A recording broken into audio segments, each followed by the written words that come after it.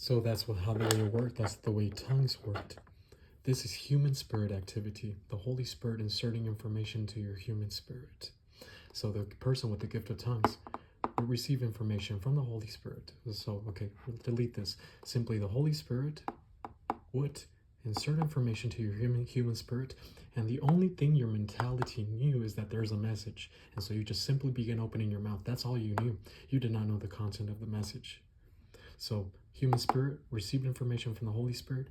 You knew that you had to open your mouth and start speaking, and right away you would communicate information without your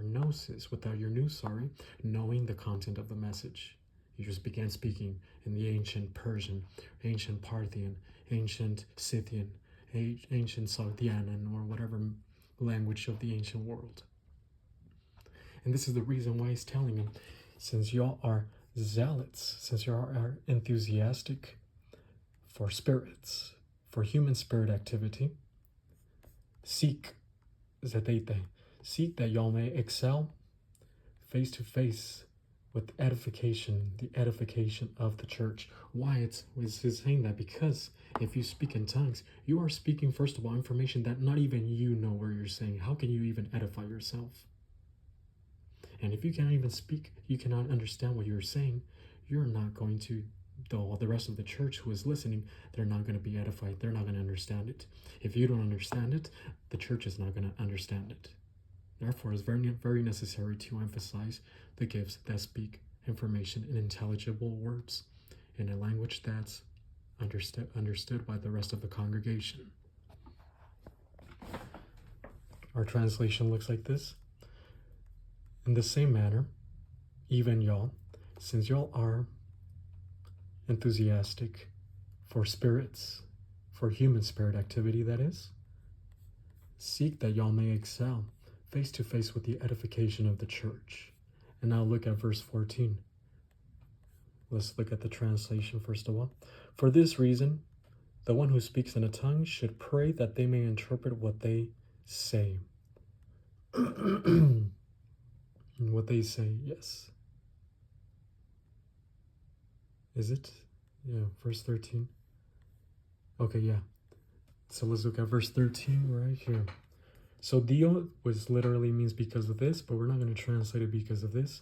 We're going to use this for this reason. For this reason. And then ho lalon, we have here the articular present active participle of laleo. And so lalon by itself as a participle is speaking, but because of its articular, it is nominalized, substantivized. So we translated the one speaking. It is a nominative case, so this is the subject. The one speaking. But look, we have a present active imperative in the third person singular of prosiokomai, and this is pray. Pray. And since it's in the third person, it's translated let the one speaking in tongues, in a tongue. Sorry. Let the one who pray, the one speaking in tongues, pray. Pray what?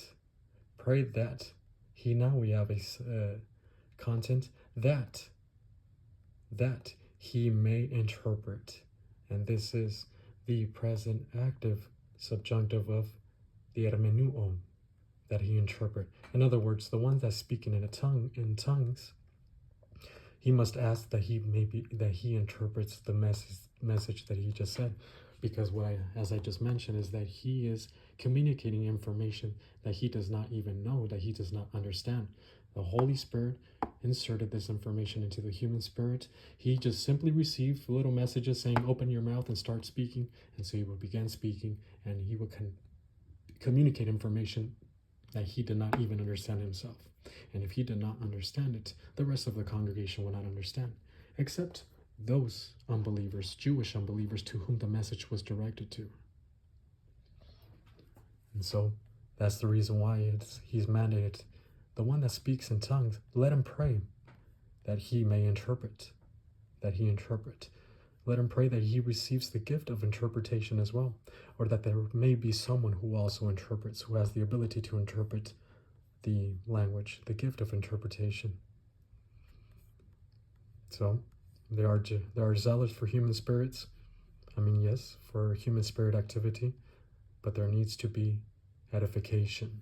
And this is the reason why he's telling them there must be interpretation so that the rest of the church can be edified. You do not understand the message you just communicated, the rest of the church does not understand either. Verse 14, look at this now. For if I pray in a tongue, my spirit prays, but my mind is unfruitful. Oh, this is indicative. This is where we get our evidence that the human spirit receives information, but your soul, the mentality, the news, does not know where you're speaking. You don't edify yourself. Also, the reason why in verse 2, I think it was verse 2 of this chapter, that says, he who speaks in the tongues edifies himself. What does it mean by edifying himself if you do not understand what you're saying? Edify himself means that he's puffed up. You do not understand yourself. All you can simply do is satiate your approbation lust and your competition lust and attention lust. Verse 14. Where are we? And then so 4, we have the explanatory, causal gar form. And then the third class condition, and plus the subjunctive of proseukomai. And so proseukomai, this is the present active subjunctive. For if I pray, maybe I will, maybe I won't. This is a present tense, communicating the hypothetical situation. For if I pray, at the active voice, Paul here in this hypothetical produces the action of the verb, and the subjunctive goes with the potential, with this hypothetical situation. For if I pray, and then we have the dative, in a tongue, with a tongue. If I pray with the tongue, that was the apodosis. Now the apodosis goes right here. Proseuketai. Proseuketai. No, sorry.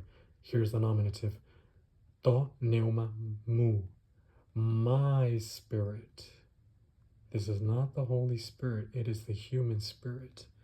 It is talking about how the Holy Spirit inserts information to the human spirit. And your spirit is the one that prays, but your mind is unfruitful because you do not know what you're saying. To pneuma mu, my spirit. This is the nominative case. And the verb is right here, proseuketai, present active indicative, third person singular. My spirit prays. My spirit is the one praying. Present tense is progressive. My spirit is the one praying. Active voice. The spirit, the human spirit, is the one that produces the action of the verb of the praying. In the indicative mood, this is the reality of the human spirit functioning, speaking in a tongue. Again, what do we have? For if I pray in a tongue, my spirit is the one praying. And then here we have a post-positive they. We're going to use it as a contrast. But, and then here we have the nominative, ho nous. The nous. Ho nous. And then we have the genitive here. The genitive personal pronoun. The spirit, the mind of mine. My mind. This is the nominative case here. We look for the verb, and the verb is right here, estin. This is the present active indicative of I me. My mind is present active indicative. My mind is continues being akarpos, unfruitful. And what does it mean by unfruitful? Here you're communicating all this information from your human spirit, but you do not understand what you are saying. Therefore, you're not receiving any edification yourself. You do not know what you're saying. As a result, the minds of all the other people also remain unfruitful. How will they be able to receive that message and say, okay, I believe it, boom, and transfer it to their epignosis so that they can grow? And this is a very important issue because the human spirit is the one that's speaking. The mind does not understand. How will the congregation grow? And so we have a translation now. For if I pray with a tongue, my spirit is the one praying, but my mind is unfruitful. It is unfruitful because you do not understand what you're saying. And now, verse 15, we have an inference right here. Therefore, what is it? And so this is an idiom. Therefore, what is it? In other words, we're going to translate it. Therefore, what must be done? What must I do? And here we have, I will pray, proseuxomai. Here's the future active indicative. I will pray, and then here, nomati, in the sphere of my human spirit, with my human spirit. This article, it points up to, again, human spirits. This is not talking about the Holy Spirit. It's talking about the human spirit.